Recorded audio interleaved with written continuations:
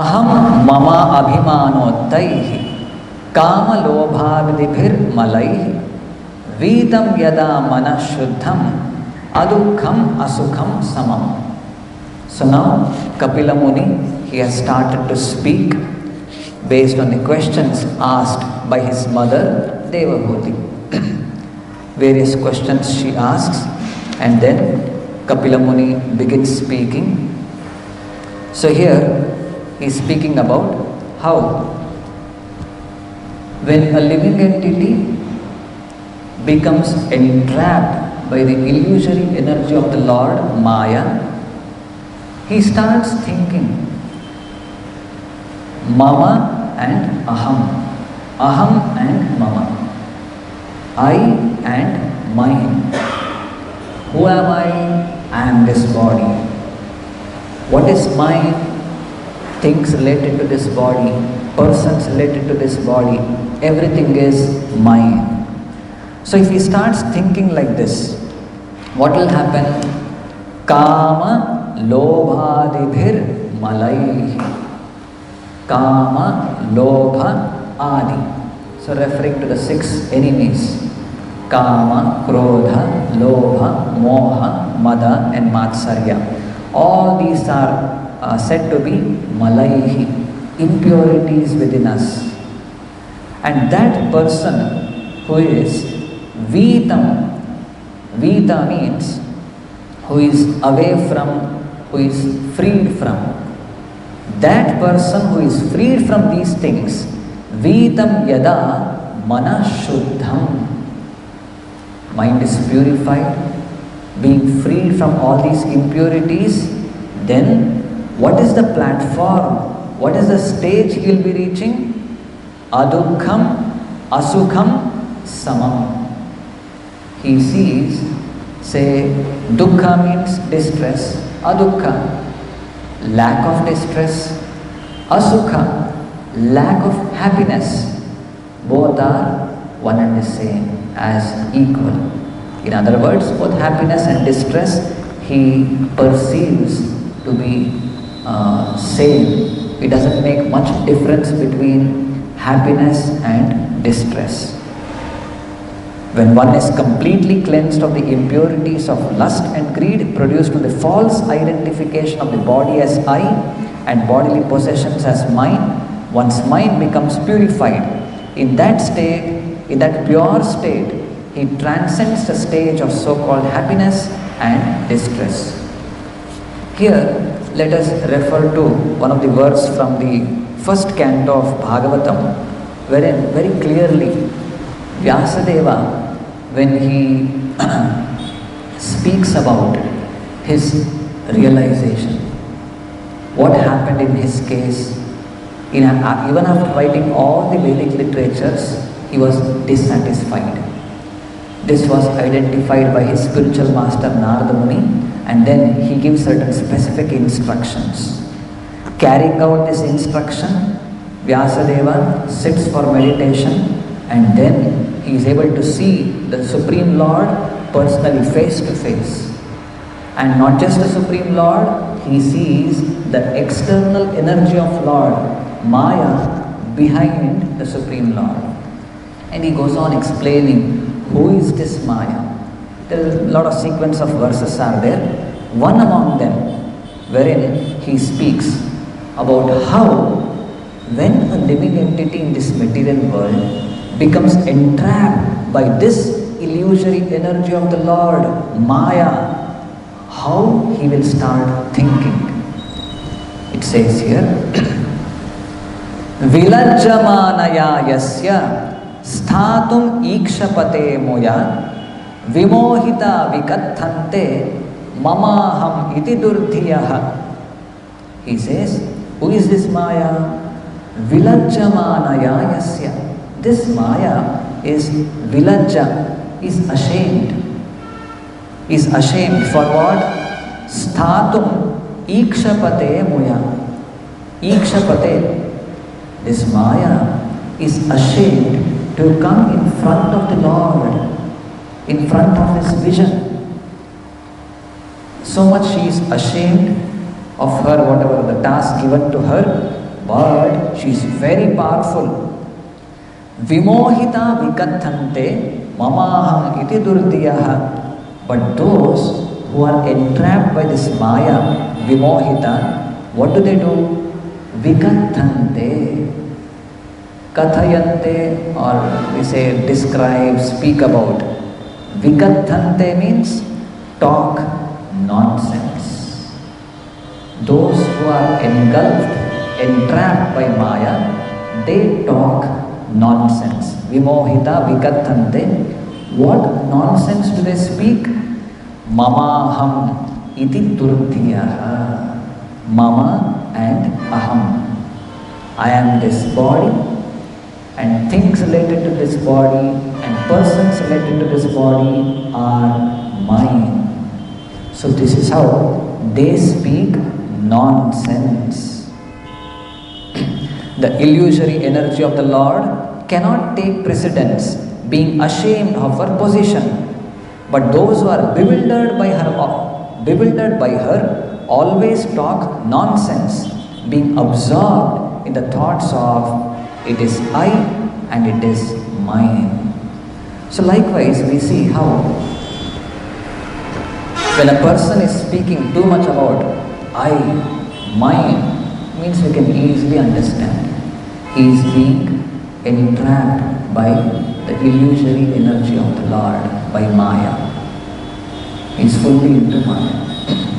More the person is in Maya, the more he thinks about himself, speaks about himself, being puffed up, thinking of being in this concept, I am this body and things related to this body are mine.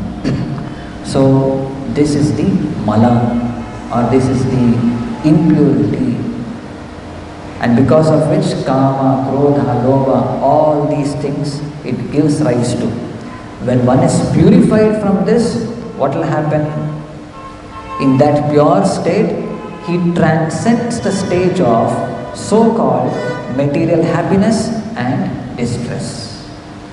So when we are out of this concept of I am this body, then for him, happiness, distress, everything is alike. He accepts it as the same. In fact, in Purport Srila Prabhupada writes, in the beginning, Lord Kapila has said that perfect yoga enables one to transcend the platform of material happiness and distress. Just some few verses behind, if we refer, when Kapila Muni started speaking, the first thing he says is this: Yoga adhyatmika pumsam mato nishreyasaya me Adyantaroparatir yatra dukkhasya cha sukhasya cha. This yoga system causes detachment from all happiness and distress in this material world. And how this can be achieved is given in today's verse. How this is done? How this can be done is explained here. One has to purify his mind and consciousness. This can be done by the Bhakti Yoga system. So how to purify the mind from this consciousness of I am this body? This is possible only by Bhakti Yoga system. So when he practices this, what will happen? Happiness and distress, he accepts it alike. Again, in the previous verses also, previous sessions, we have heard about happiness, distress, accepting it equally. Let us see now, through some examples given in the Bhagavatam and Chaitanya Charitamrita, how great devotees accepted situations in their life causing great deal of trouble to their body or to their mind, internally and externally, how they were being afflicted with lot of pain from other factors for whatever reasons, even without their mistake.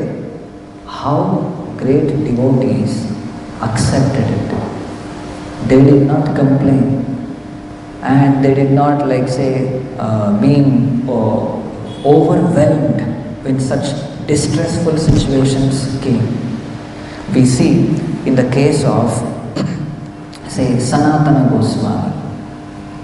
So Sanatana Goswami, like when he came to Jagannath Puri, Chaitanya Mahaprabhu, like when he came for the first time to Jagannath Puri, on the way he had taken bath in some dirty water in the forest, because of which he had contracted some skin disease, wet itching from his bodily, whatever, some pores were there, and because of itching, like wet sores liquid used to ooze out from his body. And that was a disease he had contracted, and he came to Jagannath Puri, met Chaitanya Mahaprabhu. Even though he was trying to go away from Mahaprabhu, stand far away, still Chaitanya Mahaprabhu used to go near him and used to embrace him. All these were happening. Once, Chaitanya Mahaprabhu was there near the beach area. So from there, he sent a word through his servant to call for Sanatana Goswami. Sanatana Goswami, just after hearing, oh, Mahaprabhu is calling me, so he wanted to go near him. But it was hot summer, and if at all he had to go through the normal path, he thought through the whatever Simhadwara gate, wherein all the pandas, the pujaris engaged in worshipping the deity, they'll be passing through that passage, small lane. If I also go there, then if somehow they touch me, oh, they become impure. So it is not good for me to take that road, to take that path. So what he did, he took all the way through the beach, a longer route. Had to walk through the beach, hot sand in the afternoon time. It was burning hot. Still he took that path, and while walking, it is said how due to that excessive heat of the sand, there were blisters on his feet. Still he did not care for it. Mahaprabhu is calling me. So just that thought was there, and he ran towards Chaitanya Mahaprabhu, ignoring what's happening to his leg. There were blisters because of excess heat, and was not caring for that. Externally that pain is there, but because of the internal happiness he was experiencing, that Chaitanya Mahaprabhu is calling him and is going to see him, he was forgetful of that external bodily pain. Almost same thing with even Raghuttama Dasa Goswami. When he left his home, many times he tried, but the last time, after that Panihati festival, he got the blessings of Nityananda Prabhu, and then once again he attempted. Then at that time, he also same way, if I go through the normal route to Jagannath Puri, where Mahaprabhu is there, then I'll be caught again by my father's servants, guards. So he went to the forest. So it is said how it almost took some 12 to 15 days to reach Jagannath Puri through the forest. In those 15 days, he got meals only some 2 to 3 days, that's all. So imagine, the son of a very rich man, born and brought up in all aristocracy with all comforts, but he had to travel in the forest day and night without food, without proper comforts for the body. And it is mentioned in the Chaitanya Charitamrita how, though his external body, it was dirty, uncared for, no proper nourishment for the external body, no proper food to eat, but still, internally, his soul was relishing. Remembering the lotus feet of Chaitanya Mahaprabhu, the thought that I am going to meet him there in Jagannath Puri, his soul was feasting in this thought. See, these are very great examples of how these great devotees, for them happiness, distress are all equal. Externally, bodily, whatever distressful condition they are undergoing. Haridas Thakur, he was being beaten, but still he did not care for it. And again, leper Vasudeva, when Chaitanya Mahaprabhu came to Kurma Kshetra, there he was like taken care by that Kurma Brahmana, and then he left. At that point of time, this one Vasudeva, he had leprosy disease, because of which there were wounds on the body, and in those wounds there were worms. But this leper Vasudeva was a great devotee. It is said, it is mentioned how sometimes from his wounds in the body, the worms would fall down. And being compassionate towards those worms, he used to take it, maybe that will die without food, he used to take it and put it back in its place on his body. For us, one small mosquito or any one worm somewhere in any part of our body, if we find, immediately we want to get rid of it. But this devotee Vasudeva, he was so compassionate, and he was thinking that worm, what may happen? Anyhow pain is there, what can be done? My karma, let me suffer. So he used to take that worm and put it back. And when he came to know that Mahaprabhu has come to Kurma Kshetra, let me go and meet him, and he went there. And there he got the news to that Kurma Brahmana that Chaitanya Mahaprabhu had come here and he has already left. He went away. He became very morose, very sad. Arey, missed this opportunity of meeting Mahaprabhu, and he became so depressed. He became unconscious and he fell in that place. Immediately after that few minutes, Mahaprabhu, he came back to meet him. He came back, and with just one embrace of Mahaprabhu, his leprosy got cured. So this is how external bodily, whatever painful condition, a devotee, it is possible to transcend. Likewise, we see many other cases how, in case of recently we were hearing from like in earlier Bhagavatam classes from Maharaj, about the story of Prishadra. This Prishadra, he was even day and night, he was taking care of the cows, and with sword in his hand and taking care of the cows. So somehow one night, what happened, it was raining, full dark, clouds are there, and a tiger came, and all the cows, they were shattered, and it had attacked one cow, and the cow is screaming for help. So this Prishadra could understand the position, but he was helpless.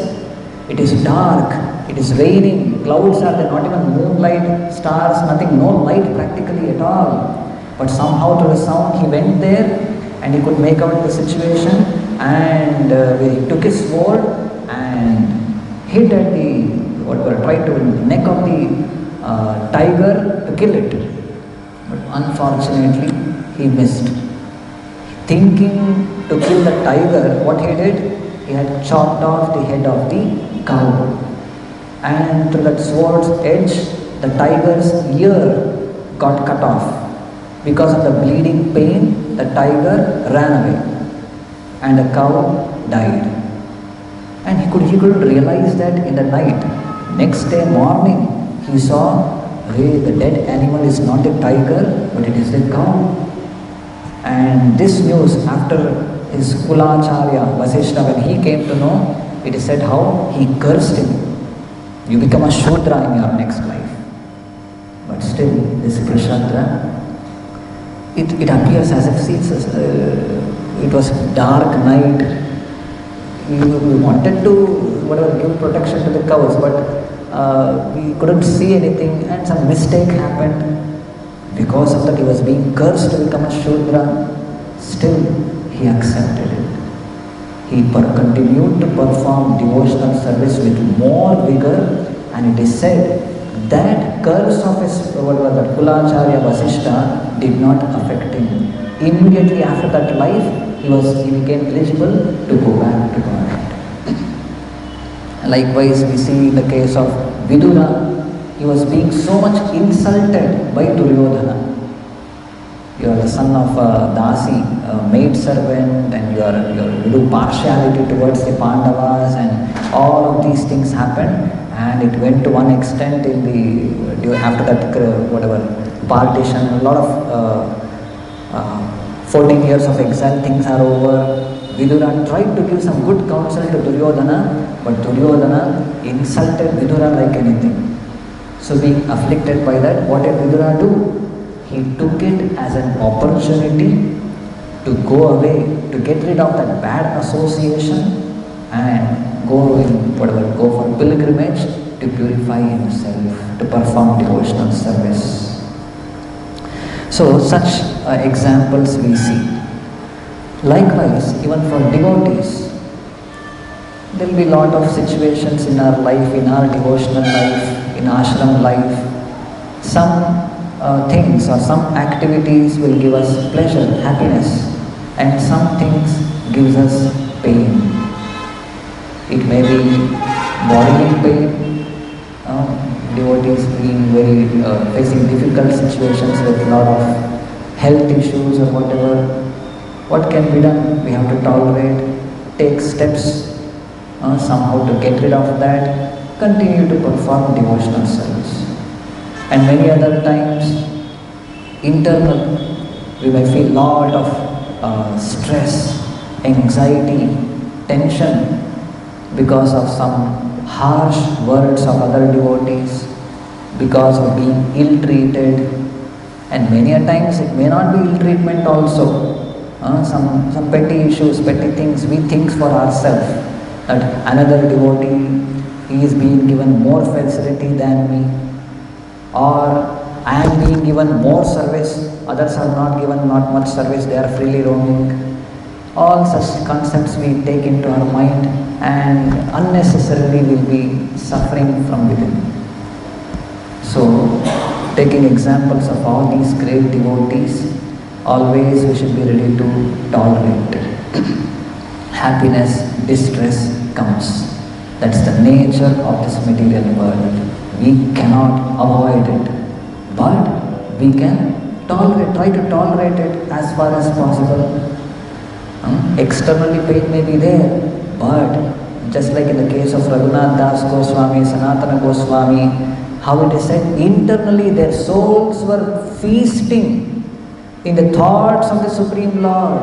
The thought that, another few more, within very short time, I'll be able to meet Mahaprabhu, I'll be able to see him, I'll be able to serve him.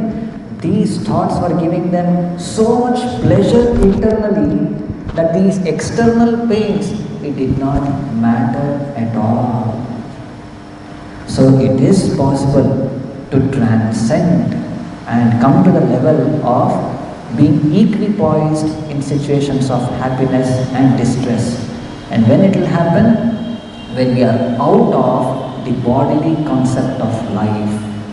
If we are thinking, I am the body and this body is everything, bodily happiness is my happiness, bodily distress is my distress, then this cannot happen. Only when we transcend, I am not this body. Some distress may be there for the body. What can be done based on that karma it is happening? I am not this body. Why to worry? Some minimum action, what needs to be taken, let me take, but let me not be too much overwhelmed by the distress related to the body. Let me focus on my spiritual growth, my Krishna consciousness, devotional service.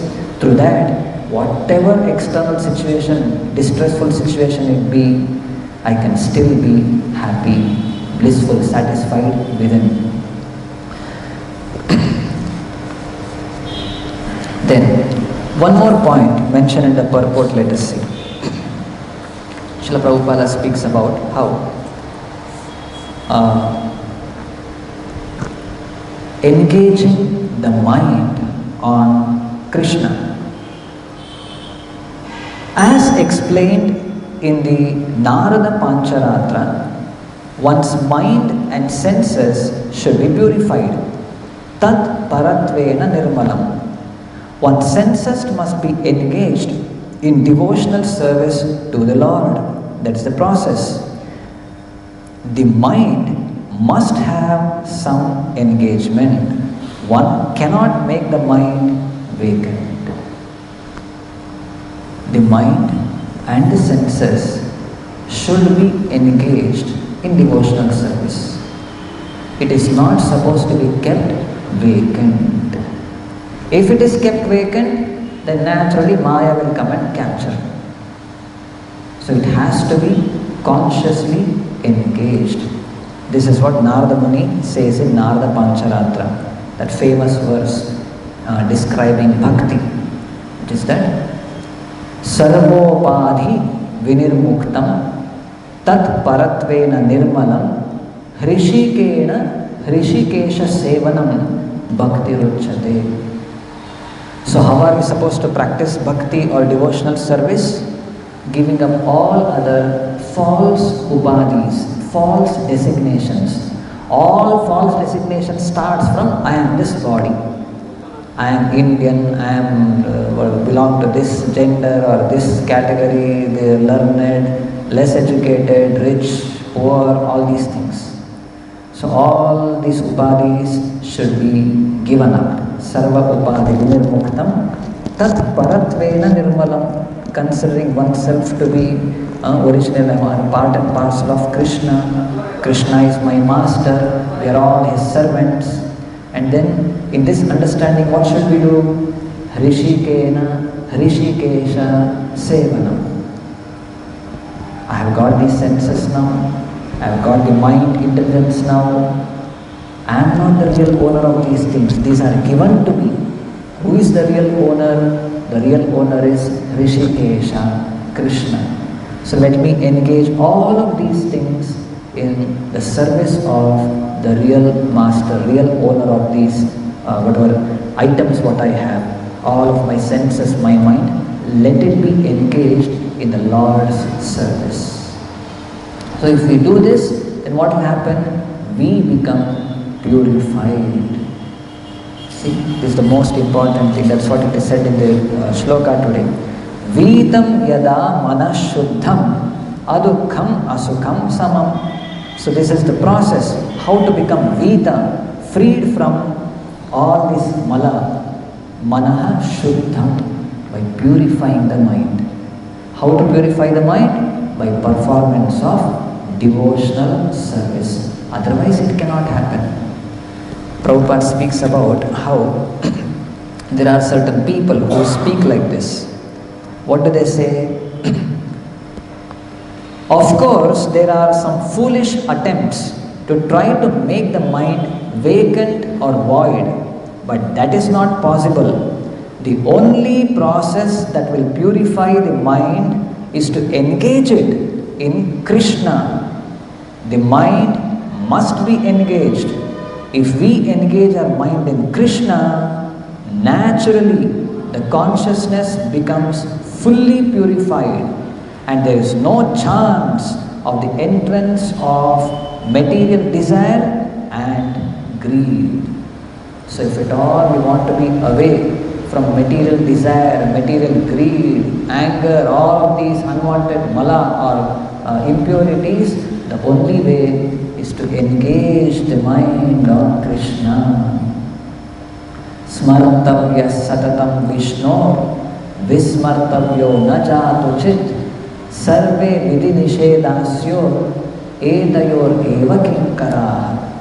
So many things we do, so many activities we are involved in, so many devotional activities we are involved in. What is the most important thing? Smartavya satatam Vishnu. Always remember Krishna. Vismartavya na jatu chit. Never forget Krishna. What is the importance of these instructions?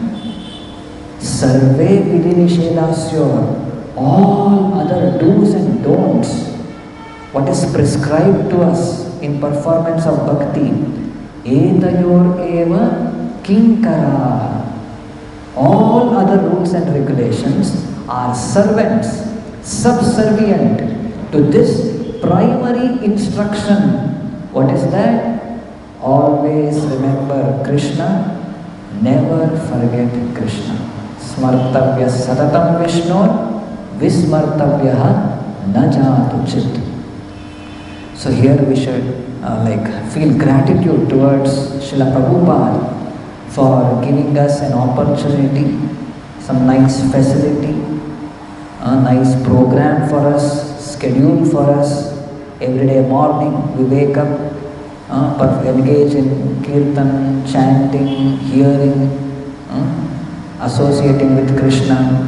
Whole day we have sufficient time and sufficient services to perform, various varieties of engagements in Krishna's service to apply our mind, intelligence, everything in serving Krishna, in pushing on the preaching mission of Chaitanya Mahaprabhu. And then prasadam is available, we take that, eat for Krishna, then sleep for Krishna, everything for Krishna. Such opportunity we devotees have. So we should feel gratitude for this. If at all we adhere to these simple principles given to us, if we are strict in following these rules and regulations, ashram life, sticking on to whatever is prescribed there, then it becomes very easy for us to purify our mind, to purify our senses. So once this happens, then we'll be able to reach this platform which is promised here. Adukham, asukham, samam. Some dukkha comes in our life, we'll be able to tolerate. Some sukha comes, see that's also should be tolerated, even sukha also. Because when happiness comes, usually what happens? We become puffed up, we become proud. But we should remember the examples, how great devotees, say like Sudama. Sudama, he was in such a distressful condition. So he went to Krishna in Dwaraka, and when he came back, all his poverty-stricken condition, everything has gone away. He was in midst of full lot of opulences. Did he forget? What did he do after that? He became more attached to Krishna. He spent his rest of his life in glorifying Krishna. He became more attached to Krishna. Likewise, Rukmini Devi, she was supposed to be married to Shishupala. She was in such a distressful condition. She was thinking, next day, if Krishna doesn't come, I'll end my life. But Krishna came, took her away, and she was made the queen. And after that, like we read in Bhagavatam how even once Krishna wanted to test her by telling so many things, Krishna wanted to test her, but still Rukmini Devi, how humble she was. Throughout her life she was thinking, I am a maid servant of Krishna. I am not qualified to be in this position, but it is Krishna's grace that he is so much dear to me. He is taking care of me. He has given me, I have got this opportunity. I am very fortunate to serve Krishna in this manner.